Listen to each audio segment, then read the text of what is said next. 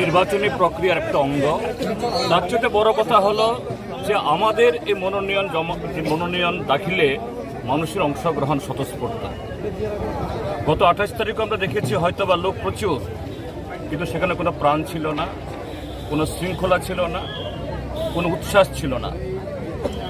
এটা মানুষের মনকে উজাড় করে দিয়ে আজকে সারা দেশের মানুষের সামনে যে ডাক এসছে, দেশের সংবিধান, গণতন্ত্র, ধর্মনিরপেক্ষ কাঠামোকে রক্ষা করার জন্য। আর গত 6 বছর ধরে ত্রিপুরা রাজ্যকে যে লুট চলছে, আর সেই লুটেরার সাথে মিশেছে আরেক দল হটকারী, ঠকবাজ, যারা ত্রিপুরাসার নামে বিজেপির কাছে এই ত্রিপুরাসাদের বিক্রি করে দিচ্ছে। সেই অপমান থেকে, সেই যে ক্ষোভ থেকে এই রাজ্যকে বাঁচানোর জন্য আজকে সারা ত্রিপুরাজ্যের মধ্যে যে উচ্ছ্বাস, তারই কিছু প্রতিফলন আজকে এখানে হবে। মানুষ আমাদের সঙ্গে আছে। জনগণ গণতন্ত্র রক্ষা করতে চায়, ভারতের সংবিধান রক্ষা করতে চায়, যুবকরা কাজ পেতে চায়, শ্রমিকরা কাজ পেতে চায়, যার জন্য মহিলা মা বোনদের ইজ্জত লুণ্ঠন হচ্ছে। এটাকে রক্ষা করবার জন্য আমাদের পক্ষে মানুষ আছে, আমরা জিতব। এরপরে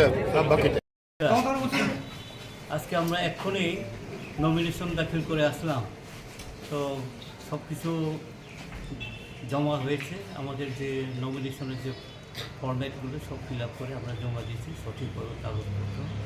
আগামী 5 তারিখ 11টায় স্ক্রুটিনি হবে এই আজকে নমিনেশন। এবং আমি আশা করছি এই যে আজকে জমায়েতটা আমরা করলাম, এই জমায়েতে হাজার হাজার মানুষ এসছে এবং সমর্থন মানুষ জানিয়েছে এই পর্যন্ত। এর জন্য আমরা আশা করছি ভারতবর্ষের যে সরকারিত পরিবর্তন হবে এবং এই পূর্ব আসনেও নিশ্চয়ই মানুষ আমাকে আশীর্বাদ করবে এবং আমাকে জয়যুক্ত করবে।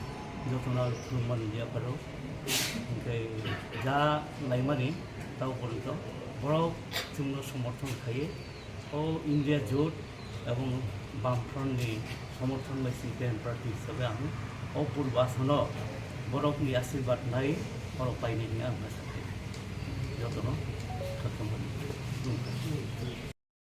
আমরা আশা করব একটা ফ্রি ফেয়ার ইলেকশন হবে, ত্রিপুরা রাজ্যের মানুষ গণতন্ত্রের প্রকৃত স্বাদ উপভোগ করবে।